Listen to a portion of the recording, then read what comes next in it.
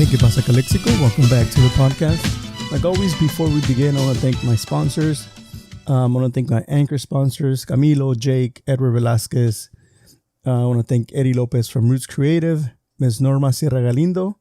Also want to thank Sergio's Tacos and Hotdogs. 8 years of experience serving the Imperial, San Diego and Yuma counties with Mexicali-style hot dogs and taquizas. Contact Sergio at 760-562-0057 or look for Sergio's Tacos and Hot Dogs on Facebook. Finally, I want to thank Eric Reyes from Los Amigos de la Comunidad, who are empowering our communities together.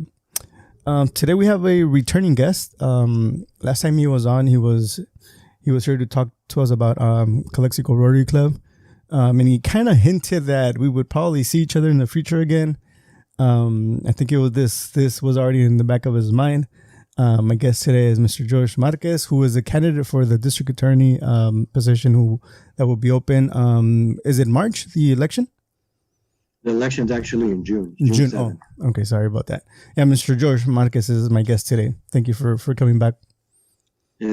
Thank you for having me. I appreciate it. I know you have some very interesting guests on this show, so it's an honor to be here again. Thank you for. I mean, like I said, we were talking a little bit before we started recording.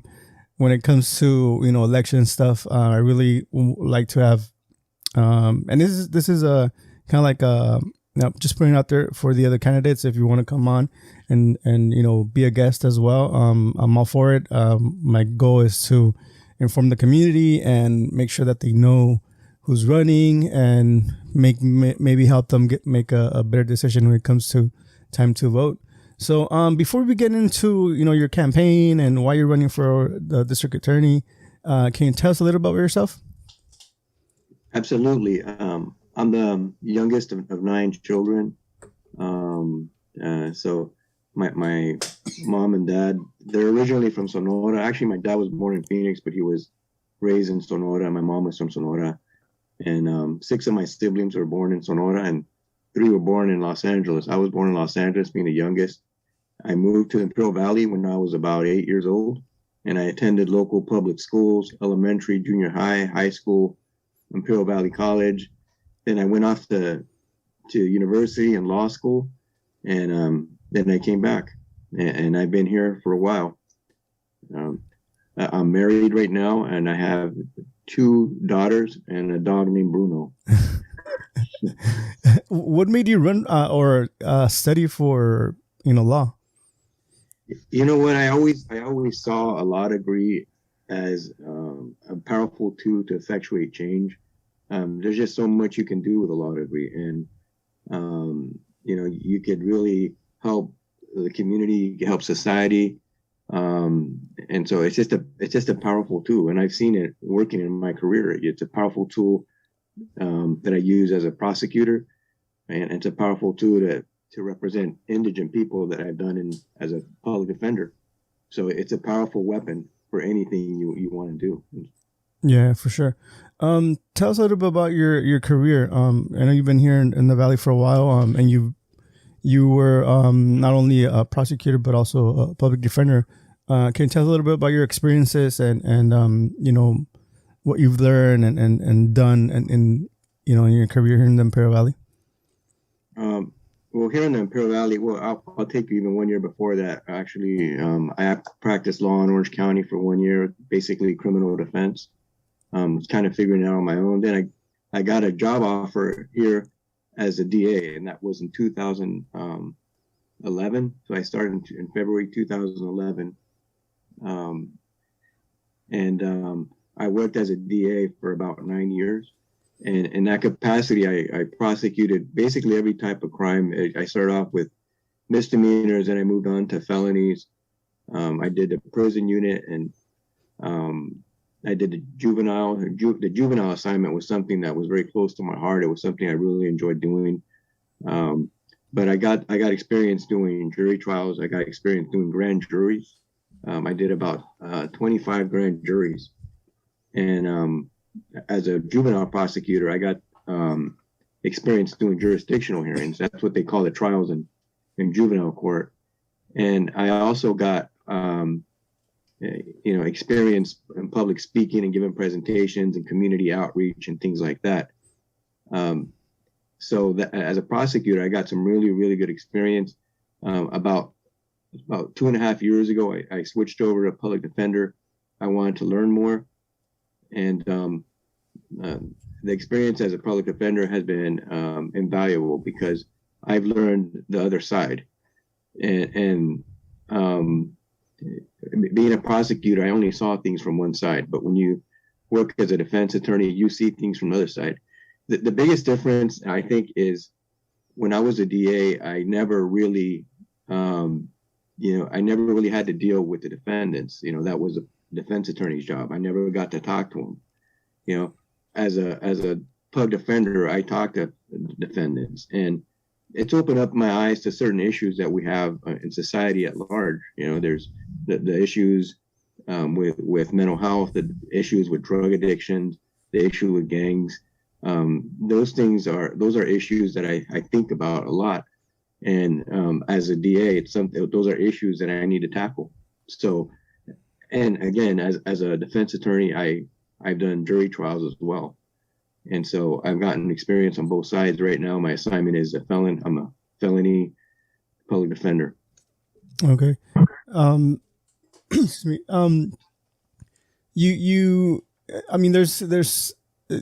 This is a public office position that you're running for. And, a lot of people might say like, oh, you don't have any public office experience, but how do you kind of like put those conversations, or how do you kind of like, what's the question I want to, like, what have you done in your career and with the community that you can say that not having that experience might not matter? I don't think it matters at all. You're absolutely right. This is my first time running for public office. I'm not a politician. I've never run for public office. And so you're absolutely right about that. But there's nothing that says that you need to have experience running for public office. Okay. My experience that I do have, I think, is more valuable. The experience, actual courtroom experience on both sides, understanding the issues, not only with the cases, but understanding the societal problems that are underlying all of the crime. So I have that type of experience.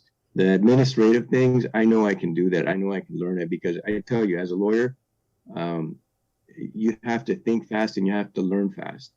And so I've done that many times in my career. I've entered, when I started doing juvenile crime, I had to learn fast. There was no training for that. And it's just something I had to do. And it's going to be no different with this. I'm going to learn. I'm going to adopt. I'm going to have some fabulous people helping me out. So I think it's something that I can do. That doesn't scare me in the least. Yeah, for sure. You mentioned a lot, like juvenile crime and all these things that you've dealt with as a public defender. What can you as a DA do to kind of alleviate that issue we have here in our communities? Yeah, there's just juvenile crime here, and so I think being a former juvenile prosecutor, and when I get to be DA, I will be the person in charge, and I would like to do things a little differently. For example, juveniles, we can do what we call 241.1, which is a dual jurisdiction. It's where you can have delinquency and dependency. In dependency, there's more services for kids. There's more services, for example, psychologists and things like that. So if you have a dual jurisdiction, a kid who's in delinquency would qualify for services that are available in dependency. It's a greater tool. It gives us greater tools to deal with the problems with juveniles that they have. A lot of juveniles, what I found out, there's problems. A lot of them come from single parent households. Another problem is association. One of the biggest factors in crime is associations. Who are they hanging out with? So those are things that we need to look at. It's not. I tell people this all the time. Being the DA isn't just putting people in jail. Because we're going to do that. The people who are dangerous in society, we're going to prosecute them, and we're going to prosecute them aggressively. But it's also doing so much more than that. We have to do things to prevent crime. And not only that, we have to understand the community. We have to understand what are the causes of these crimes. So juvenile is something that's very dear to me.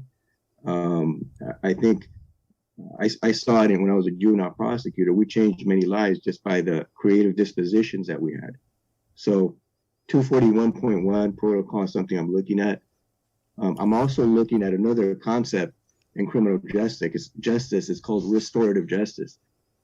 What that does is essentially it brings a community and it brings a victim into the process of resolving the issues. And psychologically, it does something for both the offender, the juvenile, and the victim. Because I think to an extent, human beings are made to try to resolve issues amongst themselves when there's some type of dispute. That kind of goes back to that. It allows them to talk things through with a mediator, and it's something that resonates more with the kids. And obviously something like that would be for low-level crimes. If we have a juvenile who's dangerous, we're going to prosecute him to the full extent of the law. But if we have somebody who's not dangerous and who we can rehabilitate and get them contributing to the society, that's what we're going to do. Yeah, because at the end of the day, that's the goal when we send somebody to prison, to rehabilitate them, right? Well, I mean, if it's something that's something that we should look at more. Obviously we're in a society where there's a punitive, there's a punitive factor when we send somebody to jail. We want to punish them, and that, in our eyes, is a deterrent. But at the end of the day, you're absolutely right. We want them, to an extent, rehabilitated, because we don't want them out committing crimes or hurting people. We want them contributing to the community. Okay, and so that's something that's important. But we also have to be tough on crime too, so people don't feel like they can get away with crime. It like I said, it's a balancing act, and that's why it's important just to have experience and to have life experience as well. You're running on your slogan is the best choice for change. Can you elaborate a little bit on that? I just feel that with my experience, that I can bring some good change to the district attorney's office. And in my opinion, it's change that is needed, because the DA's office, for example, it has a lot of problems retaining attorneys. Okay, they have some really good young attorneys right now. They have a fabulous staff that works there, but they have a hard time retaining attorneys. And that's something that's been going on for several years. And it's something that I want to address. And so I want to bring changes into the office that's going to help with that underlying problem. I also, when I talk about change, to me, it's very important to build strong working relationships with law enforcement. You cannot be the district attorney and be a successful district attorney and not have a close working relationship with law enforcement. And I already had a good working relationship with law enforcement when I was a DA, and I still talk to some of them. I have good relationships with many of them, and that's something that is very important, because it's going to allow you to implement your programs and work with them hand in hand in decreasing crime. I think the issue with with staff leaving the valley or jobs here is something that not only is in the district attorney's office, but in education we have the same issue. What are some of the strategies you would implement to kind of attract and keep young and experienced, or not necessarily the experience, but people who are willing to work and motivated to stay here and be part of our community. I think the first thing you need to do when addressing that particular problem is you have to come to the realization that the problem isn't just monetary. In other words, the attorneys aren't leaving solely because of money. There's other factors at play. And I can tell you, even recently, they lost 3 attorneys and it had nothing to do with money. I left and it had nothing to do with money, etc.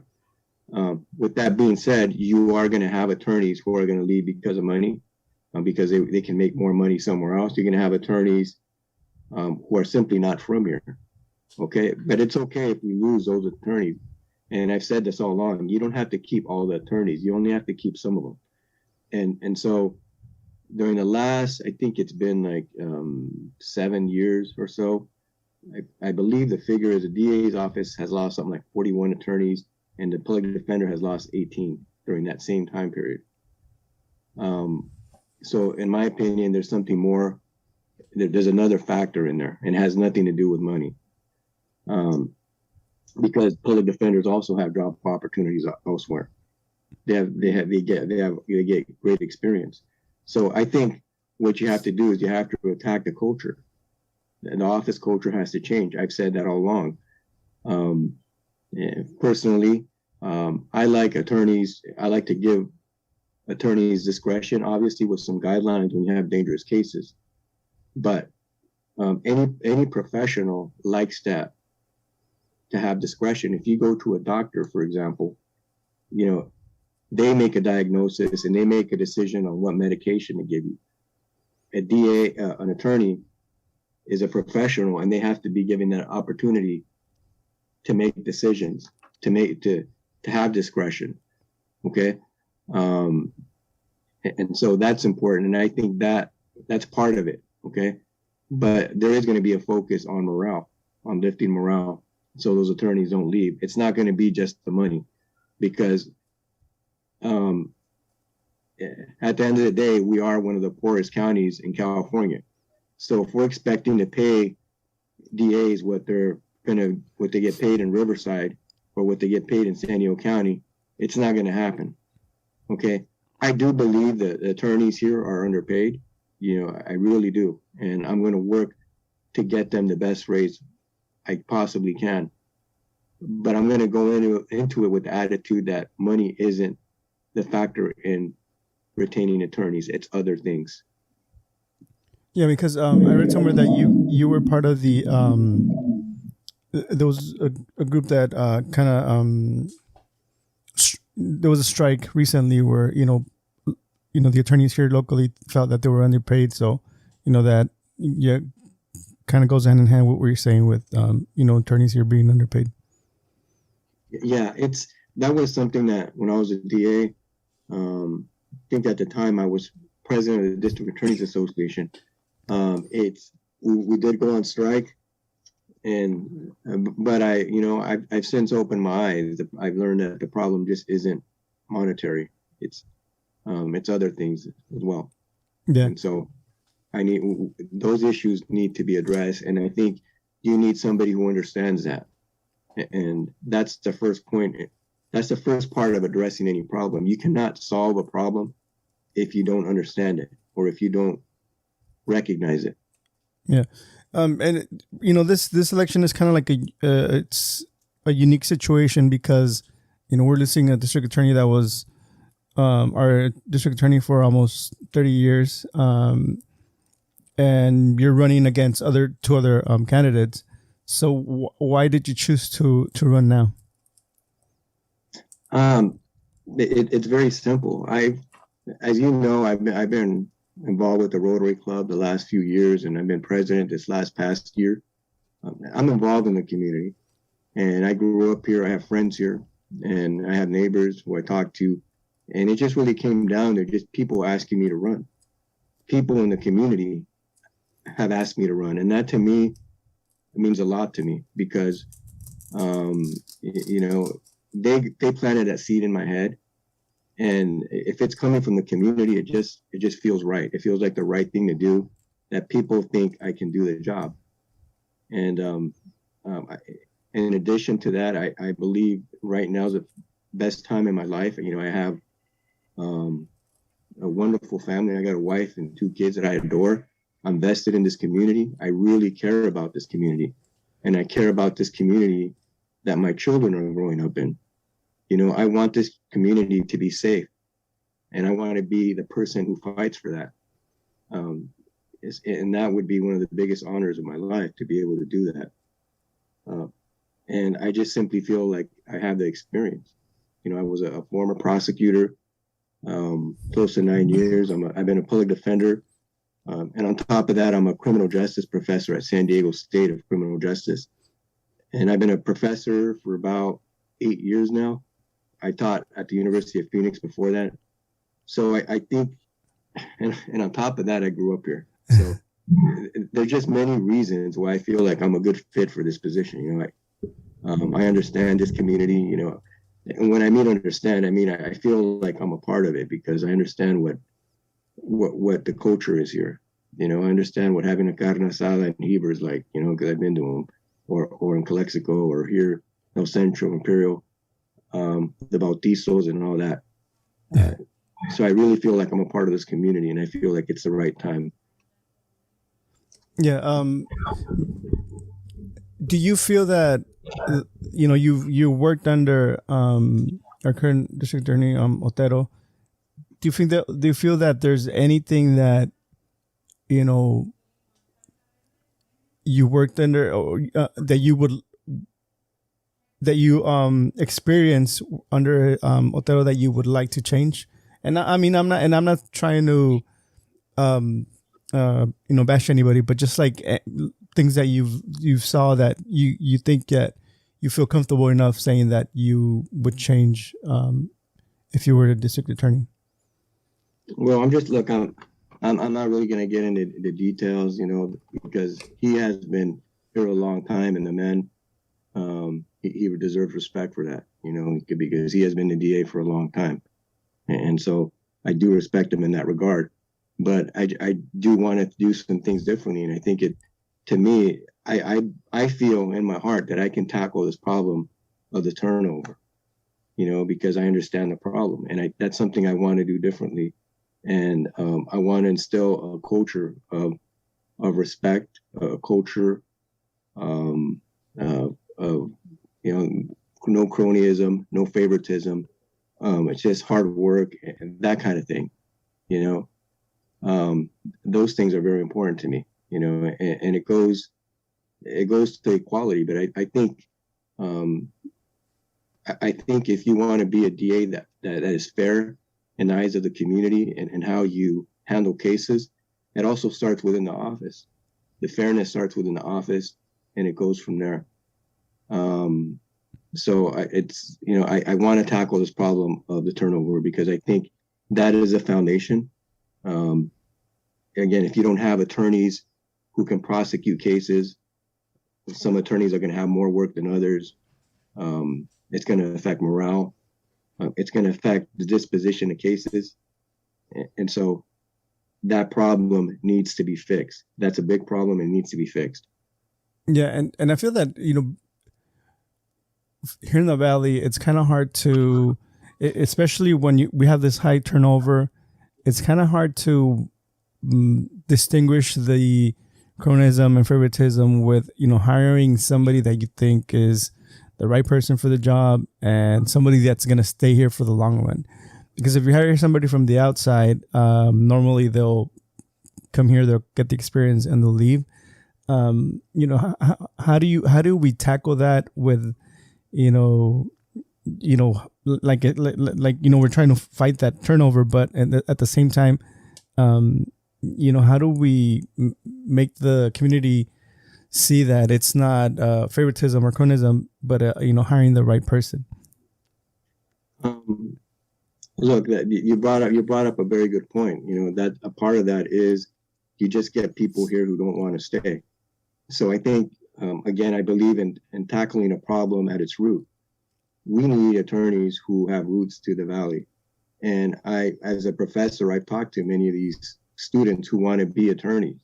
and I've mentored some of them. I've written letters for them to get into law school, and so it's something that I would like to work with San Diego State and approach them about this, and basically tell them we have this problem in the community. Help me solve this problem. How do we in retaining attorneys? And we can be creative. I've always been a believer in creative thinking and resolving problems. I was that way as a prosecutor. I would reach creative resolutions of problems.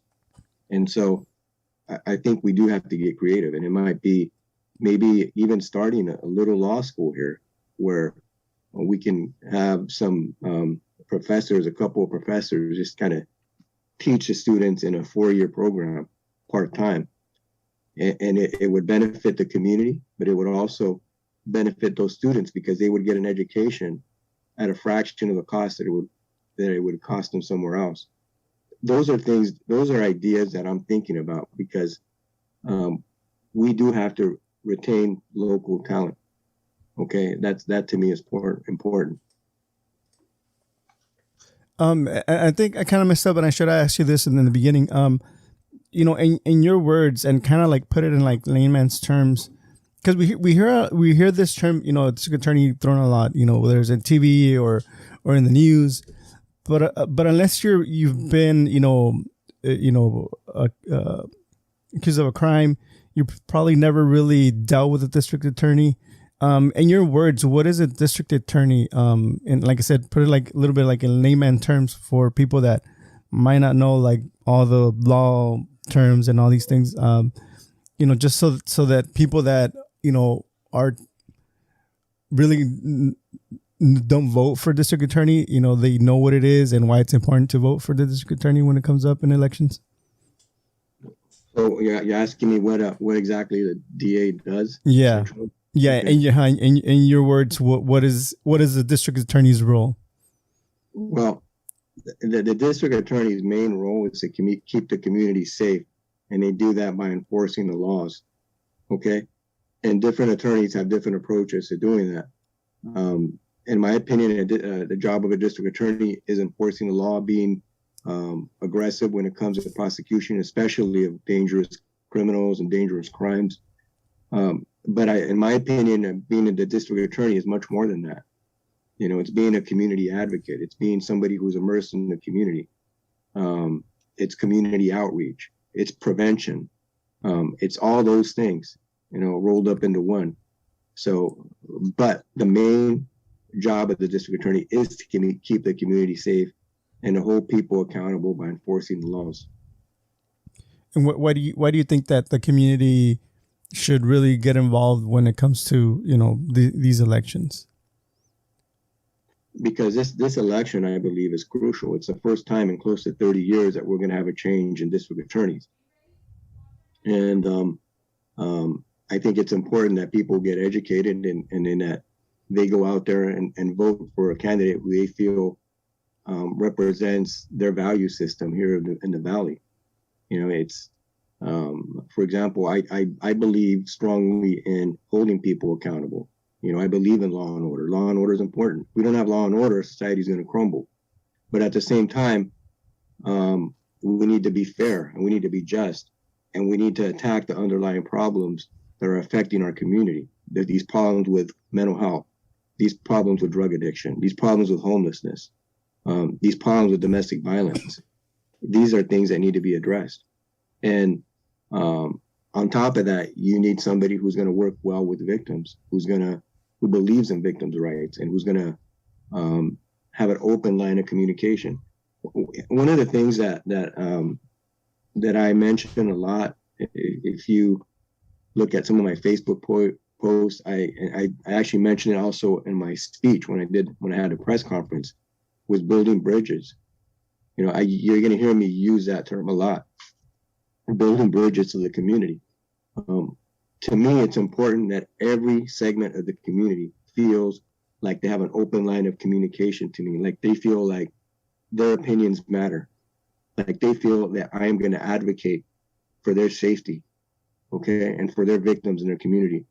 And I'm not talking particular communities. I'm talking every community. I'm talking even the tribal communities, like Kashan and Winter Haven. I'm talking about the communities in North County. Some of these communities that we forget about, Alcatillo. Building bridges to me means people feeling like they have access to this district attorney. There's an open line of communication. So you're going to hear me say that a lot. Yeah. Yeah, because I mean, I don't think I've ever seen our current district attorney do, or like out in the public. I don't know, and it's just my experience. I don't know other people, but yeah, I think with any elected position, you should be open to the people that voted you in, to the people you're representing. Absolutely, you're a public servant. At the end of the day, I have to answer to the community, and so I think it's extremely important that you're always listening to what the community has to say. And so that's why I've come up with this idea of an advisory board, because I want different people from different backgrounds, and I want to hear what they have to say. Because there's going to be times, although I envision myself being a district attorney that's going to be proactive and doing outreach in different communities. There could be times when I'm busy. After all, you are the DA and you have administrative duties and all that. But having an advisory board, for example, is a way to be able to listen to the community through people who are on that board. So it's something that I really think about a lot. It's something that I want people to be able to feel like, hey, this district attorney is working for us, and he sincerely cares about the community. Yeah, because like you said, you mentioned, we're really a diverse community. There's, like you said, we have a lot of tribal lands here in the area that, a lot of the times we forget they're there, and they also need to be represented. Absolutely, and they have issues there that need to be addressed. They have issues with drugs. They have issues with domestic violence or violence in general, and their voices need to be heard. Okay, and if there's any segment of the community that feels like their voice isn't being heard, I think you're failing as a public servant, because those voices need to be heard. I've said that time and time again, and I am really sincere about that. If people want to know more about your campaign, follow your campaign, where can people go and follow what what you're going to be doing here till the election? They can find me on George Marquez for District Attorney 2022 on Facebook, and on there's links to my website on the left-hand side. So I would invite people to go on my Facebook page and like it and follow it, because that way it'll give you updates as to my campaign, what I'm doing, what I'm up to, and you're gonna get to see what I'm about. I'm confident when people see the type of person I am, and what I stand for and what I'm doing for the community. I believe I'm gonna be able to get a lot of votes. And I'll put a link on the description of today's episode. I'll put a link to your Facebook. That way people can also click on that link and go to your Facebook. Any closing thoughts, anything that I haven't, asked you that you would like to talk about? I just wanted to mention real quick, I think one of the very important things that district attorney needs to know is that you got to understand that we are a county that borders an international border. There's only 2 counties in California that do that, San Diego being the other one. We're the only rural county. And so we have issues that are different from the other counties. Okay. We have problems here with human smuggling.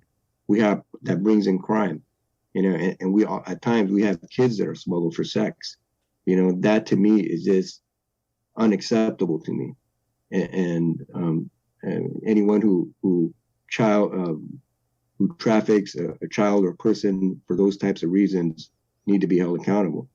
But we also have problems right now with synthetic drugs. Fentanyl is a big problem. And it's, and I tell people this, it's a dangerous drug. It's almost like a diabolical drug, because this drug, it's an opioid, and it's 50 to 100 times more powerful than morphine. Okay. So somebody, when they can contact it and do their skin, and they could die from it. I mean, it's that powerful. It's that dangerous. We're having tremendous amount of overdoses in our entire country because of fentanyl. It's a huge problem. It's the #1 killer of adults from the ages of 18 to 45. And that drug is flowing through our county.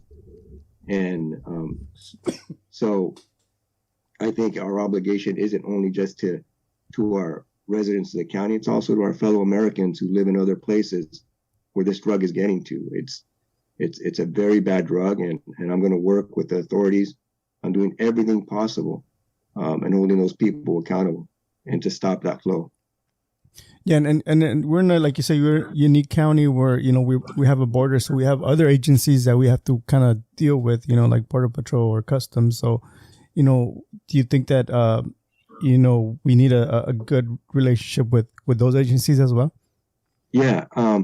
If you go to my website, you're gonna see my pledge, and one of my pledges is to build strong relationships with law enforcement, with local, state, federal, and tribal law enforcement as well. Okay, building these relationships, and I can't emphasize this enough, is very, very important. So when I make a decision as a DA, or I want to implement some type of policy, they're going to be part of that discussion, and we're going to work hand in hand on resolving these issues. Okay, and we're going to do it in a fair way because I'm a fair person. Yeah, because we being in, like you said, like this county where we're a border town, we also deal with these agencies. Sometimes we have to look out for the citizens that they're being treated well by some of these agencies as well. Yeah, I think that's important as well. It builds trust. There's a trust factor that the community needs to feel. And I'm going to work hard in building the relationships. So there's an open line of communication with those agencies. All right. Well, like I said, thank you for coming on and sharing your information, your campaign platform. I want to invite anybody else that's running. Like I said, I'm like Mr. Marquez here is I'm fair in the sense of I lend my platform to anybody that's running. And Mr. Marquez had reached out before, so I contacted him so he could be on today. And I really appreciate it. We had talked before when he was on for the Rotary Club. I kind of had an idea you were thinking of running because you kind of hinted back then that we would probably see each other soon. So I was playing with the idea in my mind, and so eventually I decided to do it. I had been thinking about it over a year though, but yeah.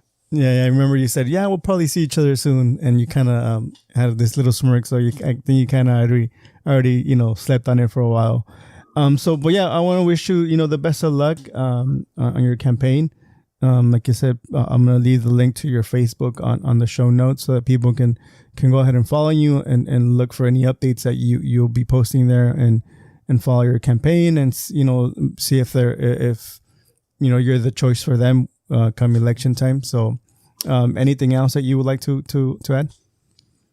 I just want to tell everybody Happy New Year. I know it's been over a week. It's been 11 days. But please take care of yourself and your families. And make sure you go out and vote on June 7th. And that's it. And God bless. All right, guys. Well, thank you so much for listening or watching. Like Mr. Marquez said, be careful, be safe. I think right now a lot of us are feeling under the weather. I'm gonna admit it, but I tested positive. So I've been quarantined for the last almost 10 days now. So I didn't feel sick at all, but I was just being safe and I quarantined. So I know a lot of people are going through it right now, but yeah, just stay safe, wear your face mask, social distance, wash your hands, and yeah, we'll see you guys in the next one. Peace. Thank you. Bye.